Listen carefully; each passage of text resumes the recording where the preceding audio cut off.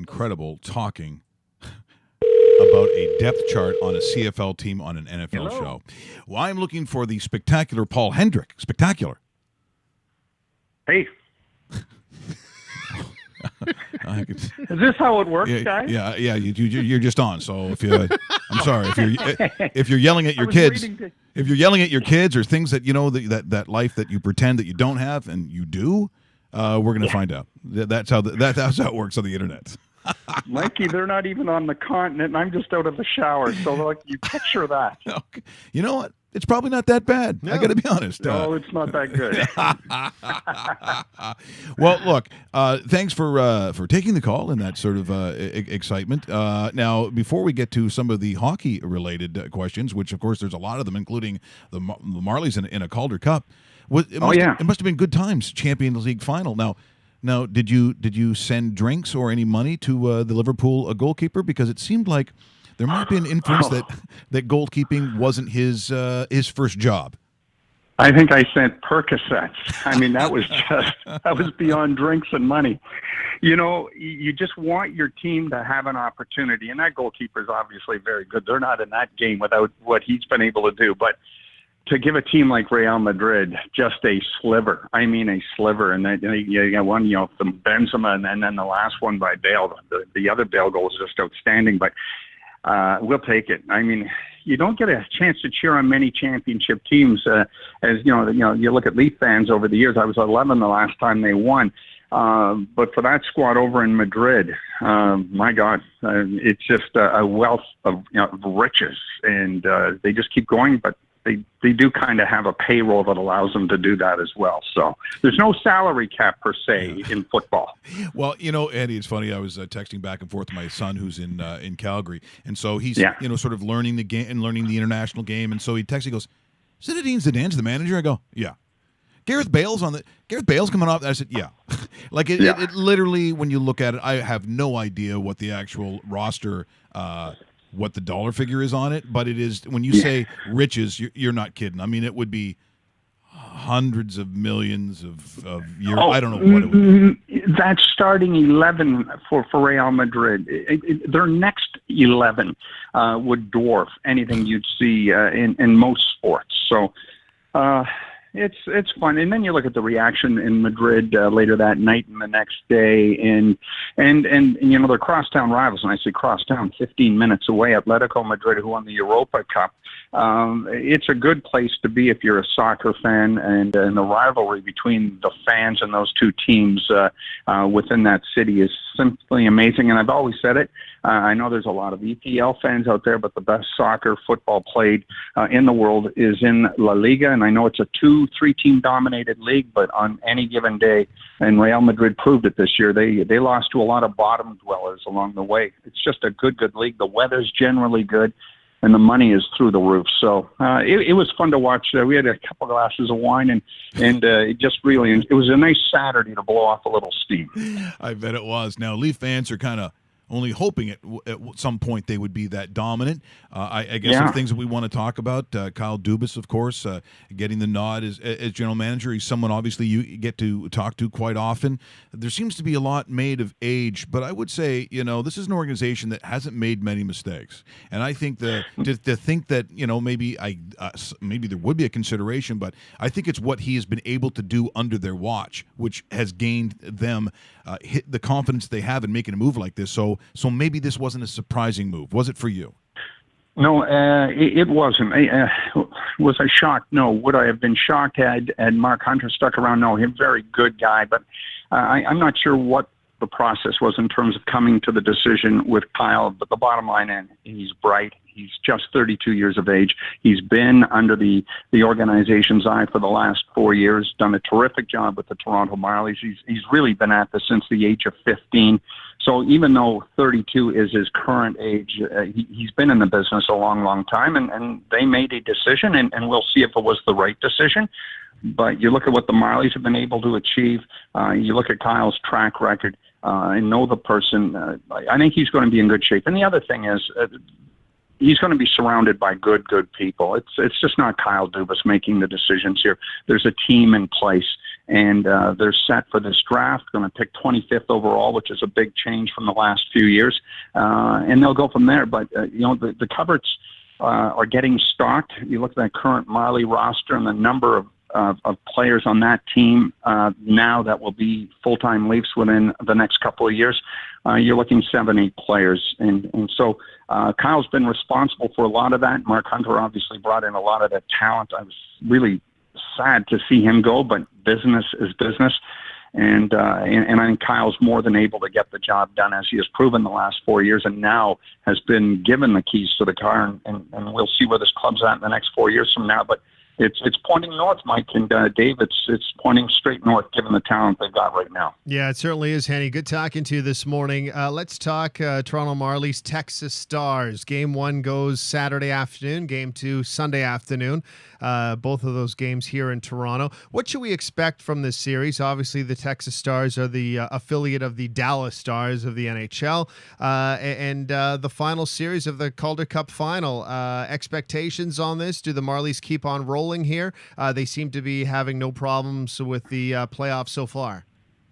They wouldn't say it, Dave, but I think if this is the matchup they would have preferred to have. That Rockford club is a big defense, offensive-minded defense, but they would have posed, I think, some problems. Not that Texas won't, but I think this is the matchup the Marlies preferred to have, Texas Stars as opposed to the Rockford Ice Hogs.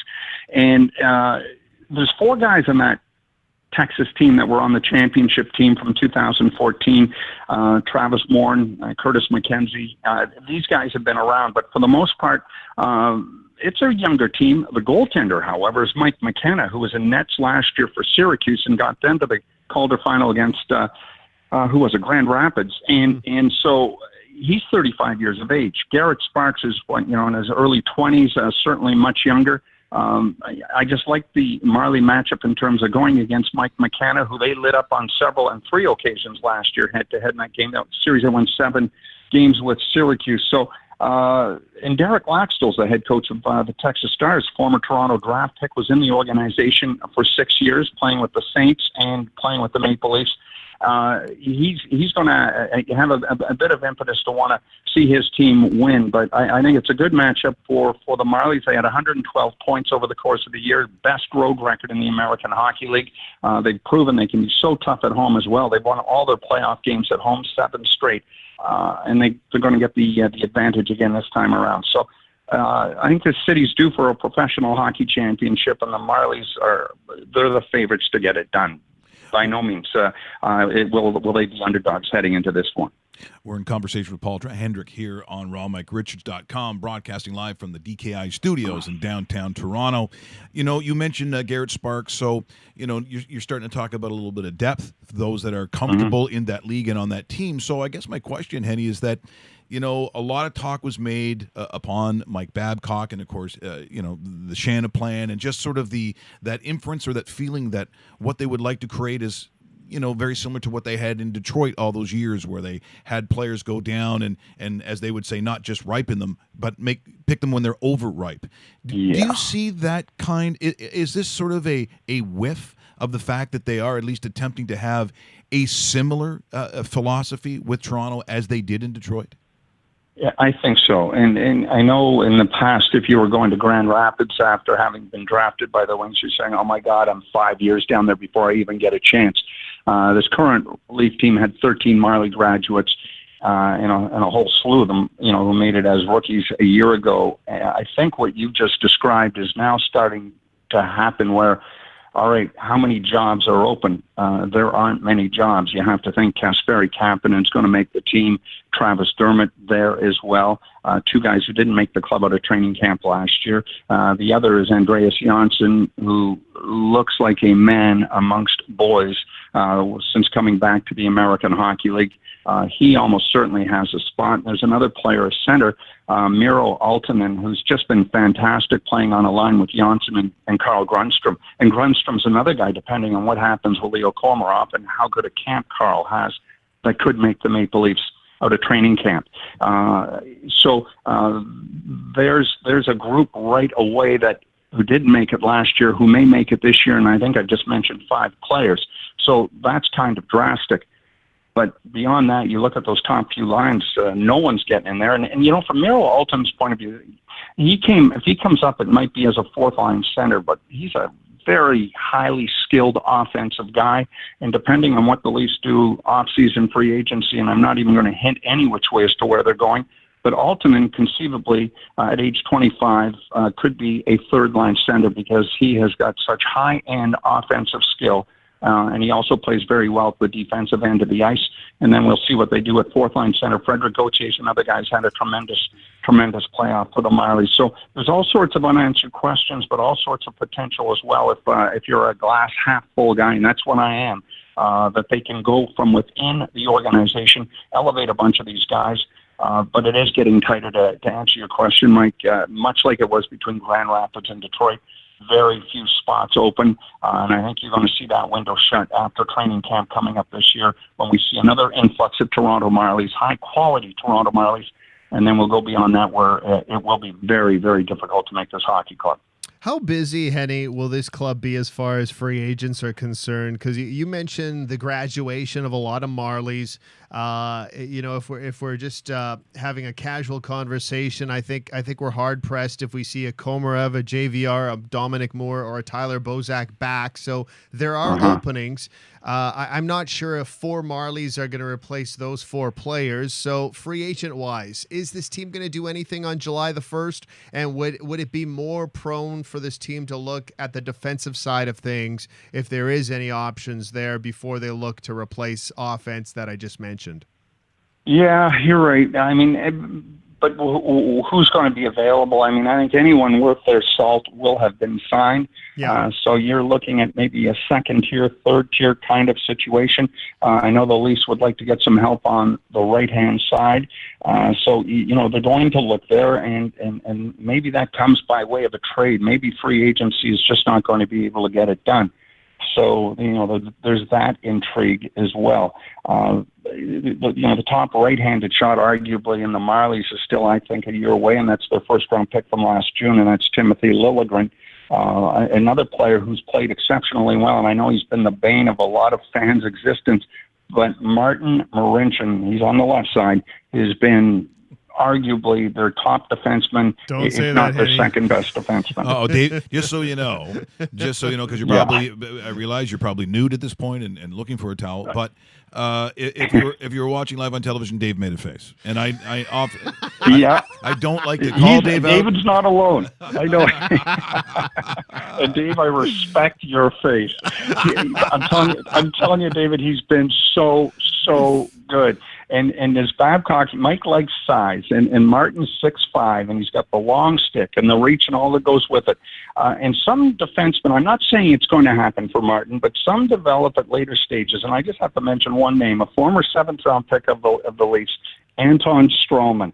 The Leafs gave up on him. Calgary gave up on him. Columbus gave up on him. The Rangers gave up on him because he was going to cost them too much. And now he's top pairing guy with the Tampa Lightning. So some take longer to develop than others. I'm not saying Marincin's going to be an Anton Stroman, but at that position, sometimes it takes a bit longer. And if he's still around come training camp, he's going to get a look, and his confidence is through the roof right now. This full year with the Marlies has done him the world of good. Now, if there's somebody out there that they might be able to get free agency, and there isn't a lot, it may have to be done via a trade. But sometimes when you're looking at the economics of what you've got to pay other players, you've got to pay the other tier certainly lower. I mean, the Blackhawks were masters at getting that done, and maybe a Marincin, that type of player fits in.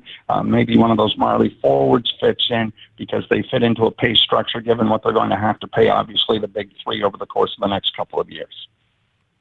Well, it's a Stanley Cup final that I did not see at the beginning of the year, I'll be honest. No. Now, for those who have always been on Washington, and look, for some years there's been an absolute reason for that. They, have won the President's Trophy. They were teams that were heavily favored because it was figured that at some point that window does close, and we know that happens in all sports. At some point, that opportunity closes. They've done it a different way this year. They have become more of a hunter than the hunted, and maybe they're more comfortable in their own skin doing that. I can't say, but the more crazy story the Vegas Golden Knights, I really have no equivalent. And it's funny, I was talking yesterday on Calgary radio on the Fan 960, and they said, well, what is the equivalent? I said, well, unless you want to go to Leicester, but even saying that Leicester, how crazy that was when they won the Prem, but at least that organization existed. I mean, they were a club before they did that. There was no team. Now, I realize they have to win for the now, and we know that Vegas is going to start hosting NFL games, and you better have a winner on the ice, but there's no way, I don't think anyone could have predicted something like this.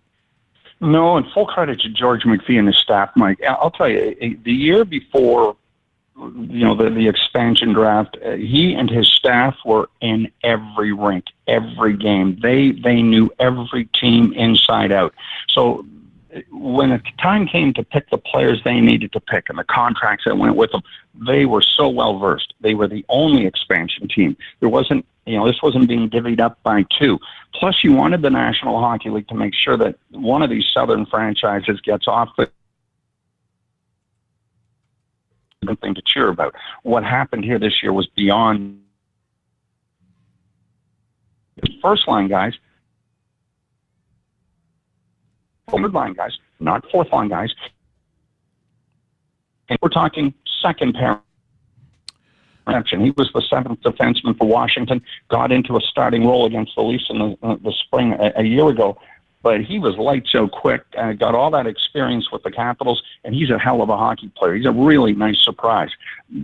But they've got a bunch of good hockey players. They got a goaltender. This isn't Fleury's first time at the dance. Mm-hmm. So they had access to a lot of these players. But full credit on the scouting that they did. And the honeymoon's going to last a little while here, but then eventually they're going to be in a situation where players are going to be owed a lot of money. Yeah. And you know what? The league, hey, Jonathan Marchessault, Tampa had him, didn't have room for him because he had too much talent. Florida had him, didn't want to pay him. And they've got some talent coming up. They let him go. He's a heck of a hockey player. He's a Yanni Gourde kind of hockey player. Short, stocky, Quebec trained, highly intelligent and skilled. Now he's found himself a home in Las Vegas, and these stories happen, but George McPhee and his staff, they knew exactly what they were doing, and good on them. And if they're able to win this thing, that'll be fantastic. The other thing is their game ops, as you know. I thought it was great when we were there New Year's Eve. Well, they've multiplied that by 100. It's just through the roof fantastic. That alone is worth going to a game, is to see what they're able to do off the ice to keep those fans entertained. Well, Henny, I think for the first time in my 30-year career, I'm going to end a interview with saying, and now you can put your clothes on. I think this is a first. I'm in my business socks, my briefs, and I didn't keep it brief. But hey, the last time we talked, guys, was October 4th in Winnipeg, season opener. And man, that's just flown by. Oh, hasn't it, though? Yeah, it certainly has. No. Henny, thanks for doing this. Enjoy your summer, pal. Hey, Mike, and you too, David, and Mike, continued help, okay? Oh, it's great. Thanks, Henny. I appreciate that. We'll talk to you soon. All right. Thank you, guys. That is the one and only Paul Hendrick, and one of the, when you look at the all-time good guy team, he's on it. He's on it. He's fantastic, just so knowledgeable and apparently very flexible when it comes to taking a call to do an interview. That was pretty funny. We apologize for some of those weird little digital blips, but that's okay. But we got through it. That was so great to get him on. What? We just become best friends? Yep.